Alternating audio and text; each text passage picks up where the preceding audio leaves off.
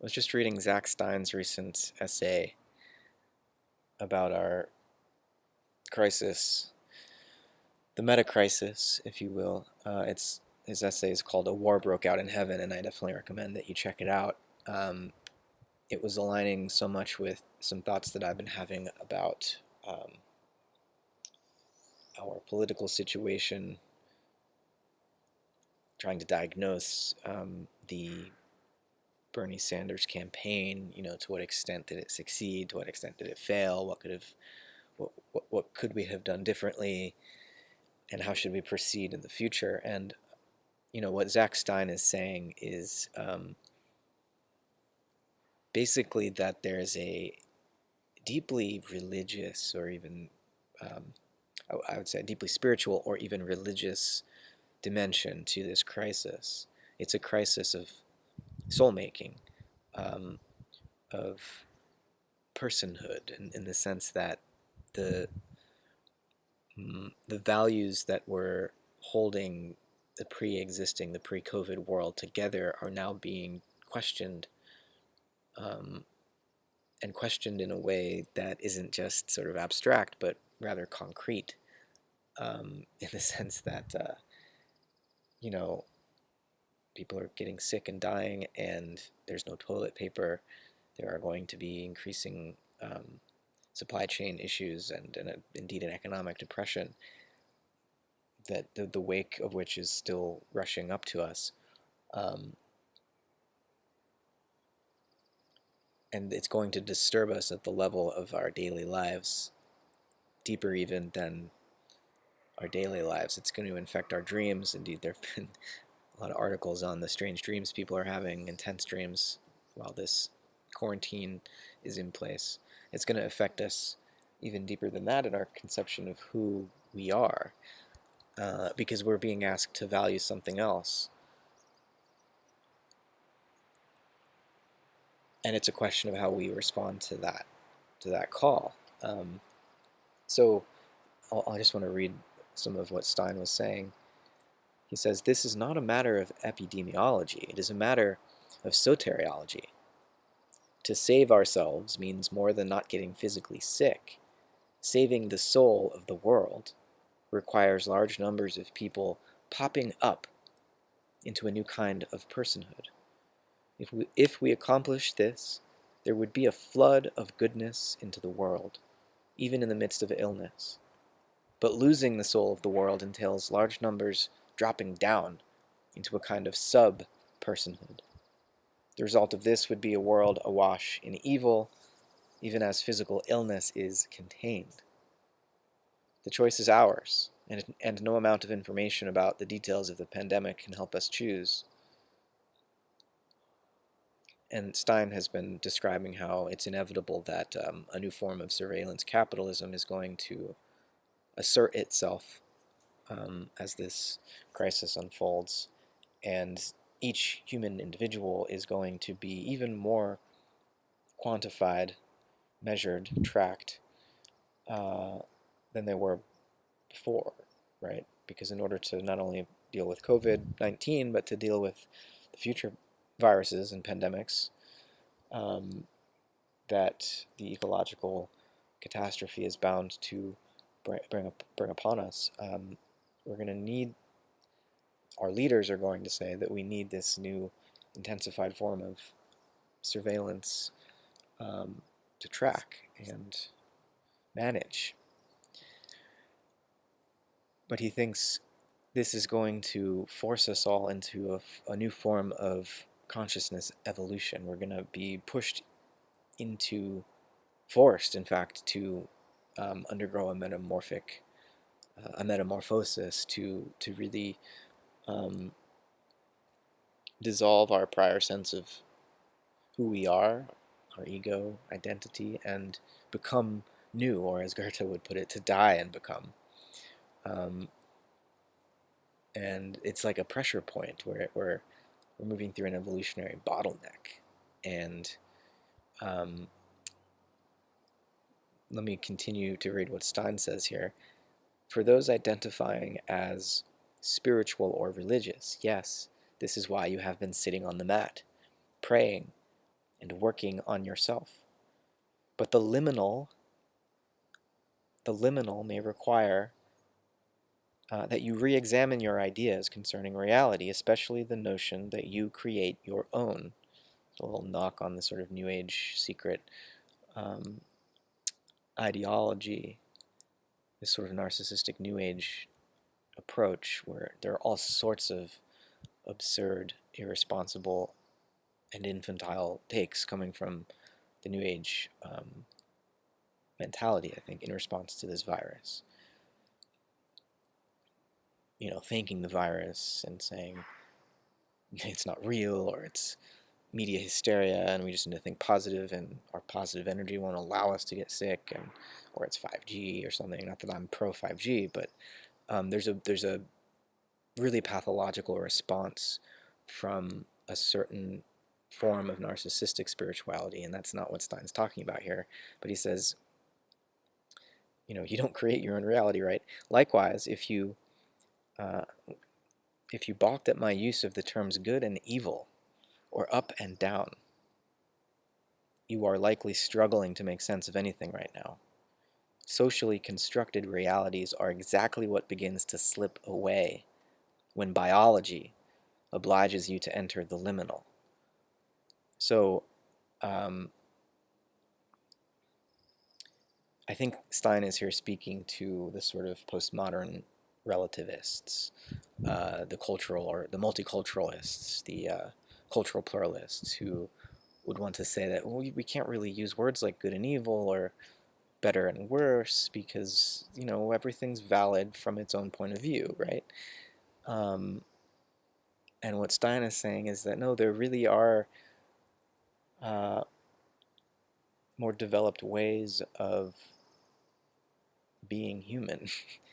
And we as a human family, as a planetary society, need to become responsible enough to one another, care for one another enough that we can come to an agreement about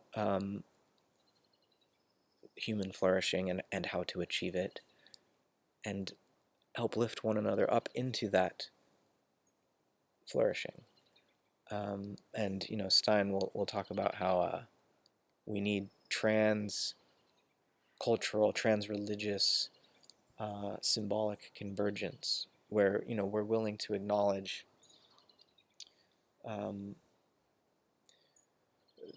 Tara, you know, the Bodhisattva. We're willing to acknowledge Jesus and Mary. We're willing to acknowledge, you know, the Archangel Michael as effective forces in the life of the world soul. That you know, we need to embrace pluralism, but not just of a cultural sort. We need ontological pluralism to recognize that reality is a chorus of creation, of co-creativity, rather than a monologue. And that's the problem. It's not that we can just get rid of religion and spirituality, right? And hail capital S science as our savior, because you know, science isn't a value system. Science is a method for making facts, and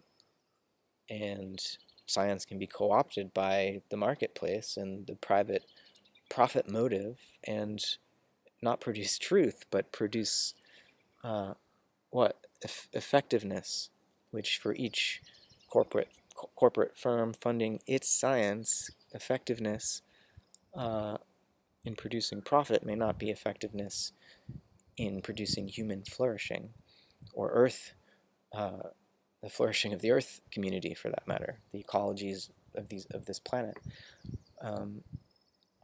So we need science, but as a method, and underlying science, we need a worldview, a spiritual orientation that allows us to connect with the deeper archetypal powers that govern our reality, our world, and to learn to cooperate with them rather than ignore, deny, or attempt to, co-opt their powers for our own ends.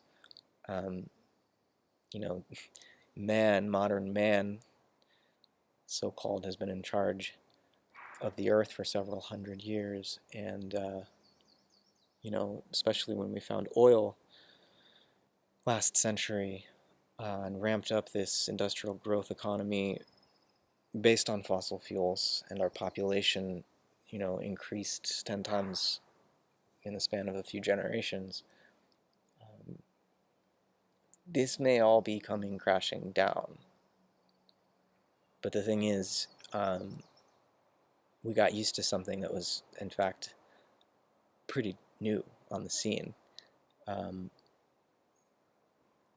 was just watching Michael Moore's the movie he produced. I forget who wrote it right now, but it's called Planet of the Humans, and it just shows how the idea that we could maintain anything like our current lifestyles, we in the modern West, by switching to renewable sources of green energy like solar and wind, but biomass also ends up getting on the list of green approved technologies.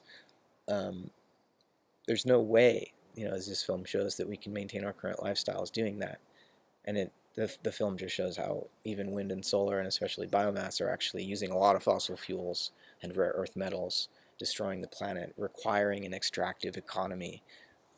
You can't make solar panels without blowing up mountains to mine the raw materials, and without using a lot of oil in the process of producing the panels and the batteries. So, it's really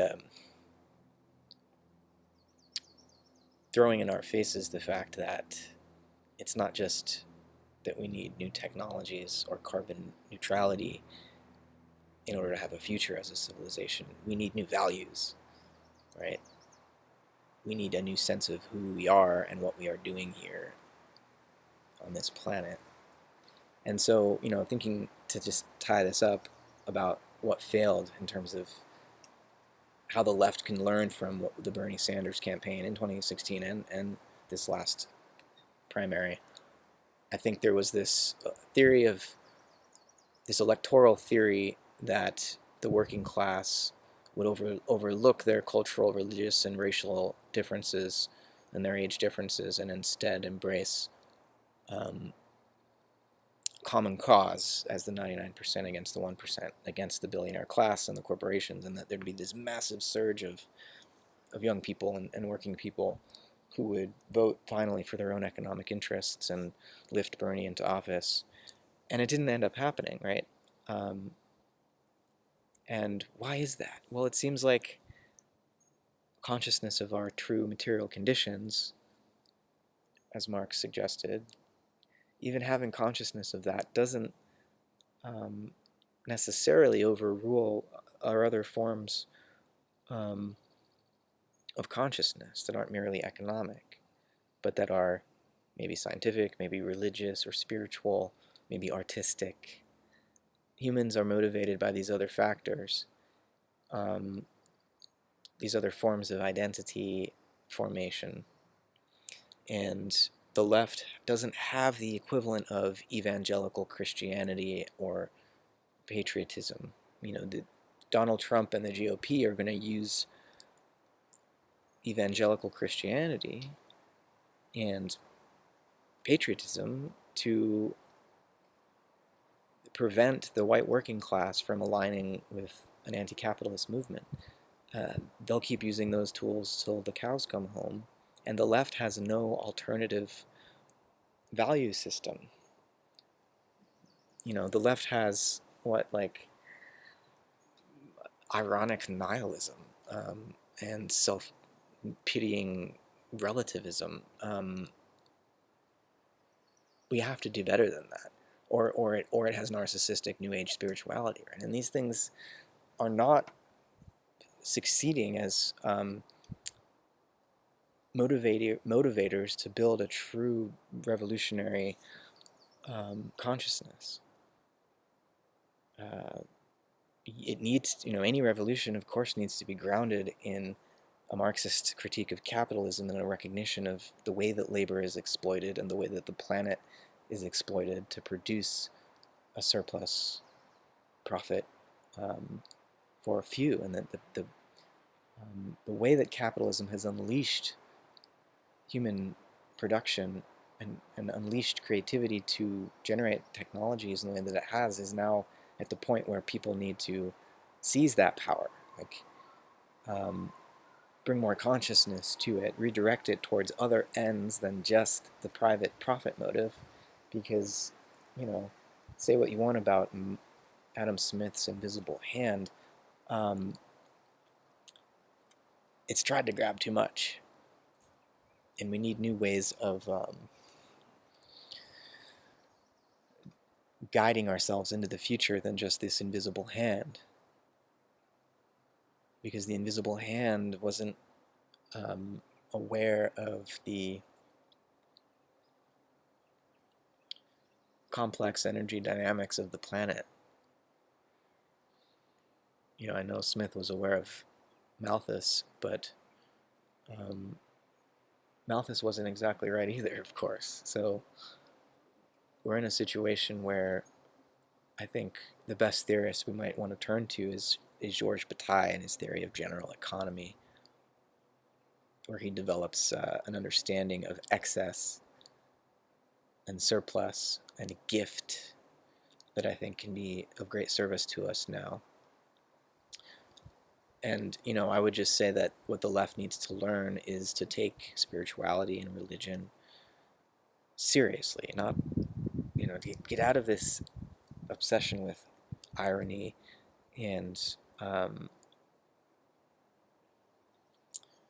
nihilism, and accept that there is a certain way that reality is, and we have an opportunity to bring ourselves into alignment with it. And it turns out that when we do come into alignment with it, it's not some fixed, imposed structure.